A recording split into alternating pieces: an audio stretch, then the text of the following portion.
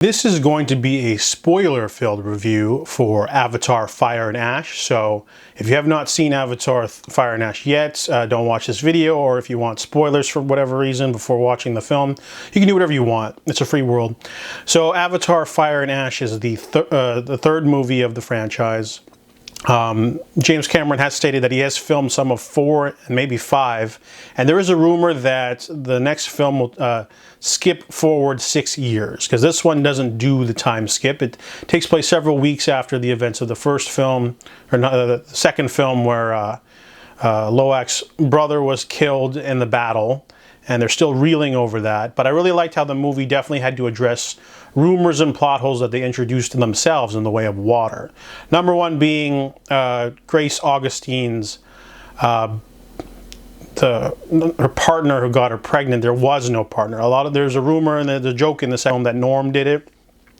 The movie actually applies this and even has Norm say what happened. So I'm glad they cleared that up, because people fandoms like to theorize about stuff because they enjoy doing so over a line or a touch. Same goes for Quaritch. They do the same thing with him because he was never shown having a partner in the first film, and they add a throwaway line that he I guess he was having a relationship with one of the helicopter pilots, and she was a woman, probably blonde, to make, or maybe even half black or black, because Spider has those dreads. It's kind of, up in the air. But I'm glad they don't have like a flashback of him in the cockpit with the in human form. You don't really need that. Just use a line to patch things up and move on.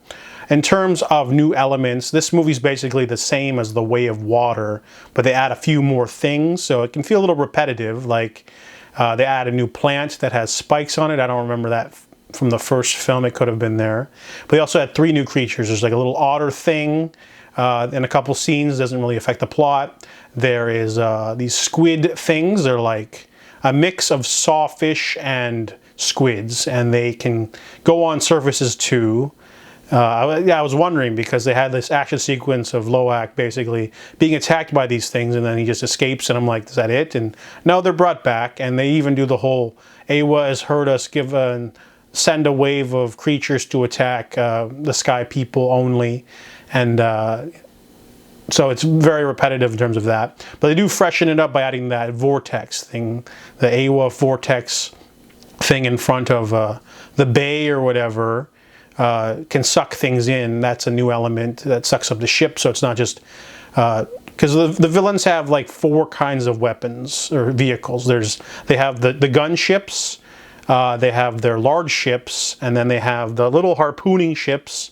They have crab robots, and they have subs. So it's the same type of battle as the second film, but they add in the gravity vortex. Also, the fight scene of Jake Sully and Quaritch takes place on Gravity Rock, so it's like a new thing. So those are all the new elements. They also had the Ash people. They're basically a Na'vi tribe that starved when the volcano went off, and they live at the base of a volcano, and they don't like other tribes. And our main villain, she's played by Oona Chaplin, and she likes to bully others, and Quaritch ends up recruiting her and then even dating her, which is interesting because he didn't have much to do in the second film except be a villain. In this one, he's a villain, but he's also almost going native because he's like a dark foil to Jake Sully.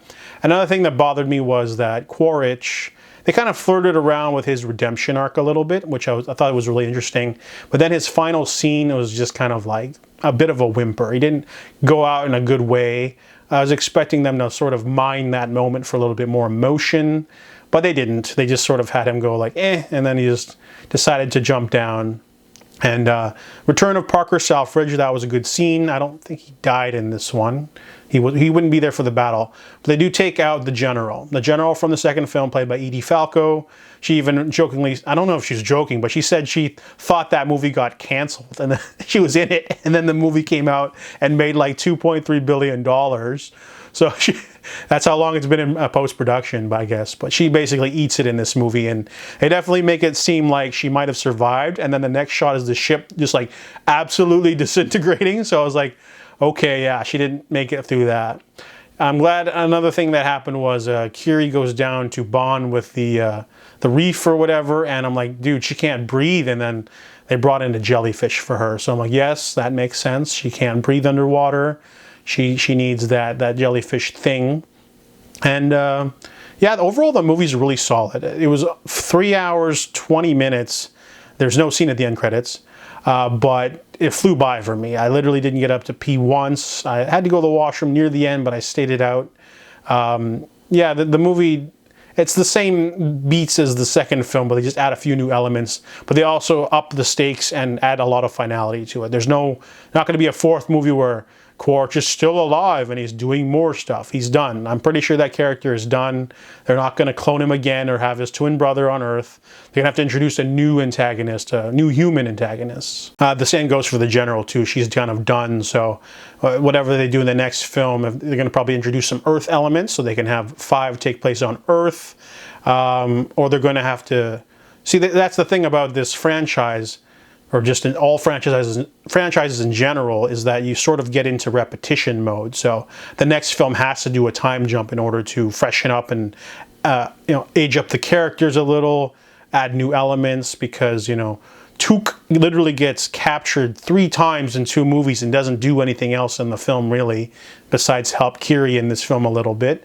And Kiri finally gets her final arc and a romance with Spider. Spider also gets a lot to do with his new lungs or physiology or whatever, and he ends up being a plot point for the main story. So yeah, they have to sort of close the loop on all this sort of setting of the Omatakaina, and then they have to, same with the whole harpooning whales thing, they have to sort of end all that. So they did. They gave the robot arm guy, man, his comeuppance, which was great. They didn't really explain what happened to the fate of the marine biologist guy, but it's not a really big deal. He's probably not going to... He probably just ran off or whatever. Let's talk about the new villain. I really like the aspect of Quaritch and this woman.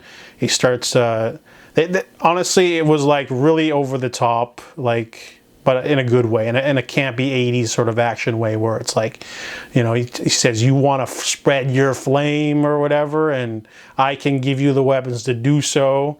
And I really like the conflict between the humans too. Quaritch, he's all like, I want to get Jake Sully because he killed me or whatever, and then he can't get over it.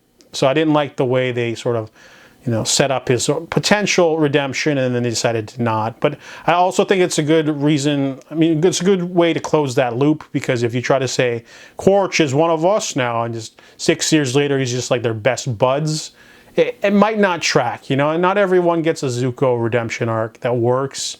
You kind of have to set it up, and they really have a lot of animosity between each other, so they've been tussling for 3 movies now, so it's like, either end it or develop it later, but they never really set that up from the second film, so it would feel that it would ring a little bit false, in my opinion, if you tried to force that.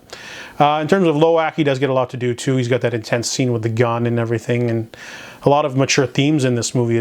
That one for sure, but also like, oh yeah, they introduced like a new baby, that lady, I forget her name, played by Kate Winslet. She gives birth.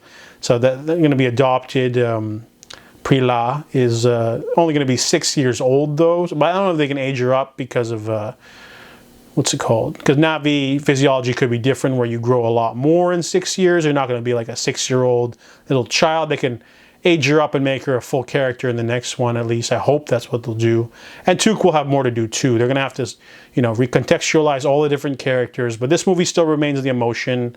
A really intense scene in a forest too, where Neytiri still has that sort of edge where she doesn't really, she will accept Kiri as her daughter, not Spider. And Spider ends up running out of oxygen because his mask, it's hard for them to get spare masks and spare batteries for him. And he ends up running out during a battle. And Kiri's able to get Eywa to sort of change his physiology. She cuts a piece of jellyfish and puts it in his mouth, and it goes down to his body, and Eywa turns him so they can breathe Pandoran air. It becomes a major plot point because the humans would want that, because then if they can reverse engineer that, they can give that to all of their humans, and then they can colonize the planet for all the rich stuff that they want. They need Unobtainium, and then they want Amrita. So they've already introduced 2 amazing things that the planet has to offer. So I hope they don't add any more. Well, they might have to add more than that, but overall, they're going to have to get more corporate and introduce more human characters and more, give us more backstory for this seemingly unlimited corporation that can just send ships, clones, gunships, harpooning stuff. Maybe they're like really wealthy and Earth is just like a hellscape. I'd definitely like to see Earth, a preview in the next film for sure. But overall, Avatar Fire and Ash, a really solid movie. Doesn't do too much. It doesn't want to, what's the word, you know, make things, they don't want to take too many risks. They just, basically this movie just exists to close the loop of the second film, really. It gives us a finality. By the end of the film, Quaritch is gone. The Ash Woman leader, Navi lady, is still alive. The general's definitely dead. What else is there? There's a few more. Yeah, new baby on the way. And we'll have to see what happens in the next one. But yeah, that's my spoiler review for Avatar Fire and Ash. Two more things I wanted to add I forgot about. There's a scene where Neytiri kills 3 of the Ash tribe and presumably steals one of their tags. They have a special tag given to them so they can go into the human fortress base undetected.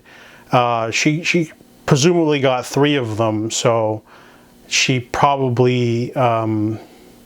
okay, that plot hole is definitely no longer a plot hole. If she has 3 of them, she would use one to get in, then she'd give one to Jake and one to Spider so the 3 of them can fly out. Or the one. But either way, I was wondering why she didn't use those tags again for the final battle. If she were to wear one herself and Jake was to do the same, and someone else, the ships wouldn't be able to fire on anyone who has an RDA chip. However, maybe that only applies to the fortress, so I guess it doesn't really matter. It's just something small I noticed. The other one was, I'm really glad that they made a certain choice with Jake and the committing infanticide. There's a scene where, so basically when they find out that Spider gets the Pandoran air lungs, the RDA will never stop because they want him so they can study him and then reverse engineer it because their technology is that good. So Neytiri wants to kill him for the whole movie, and then Jake's like, well, I don't want to.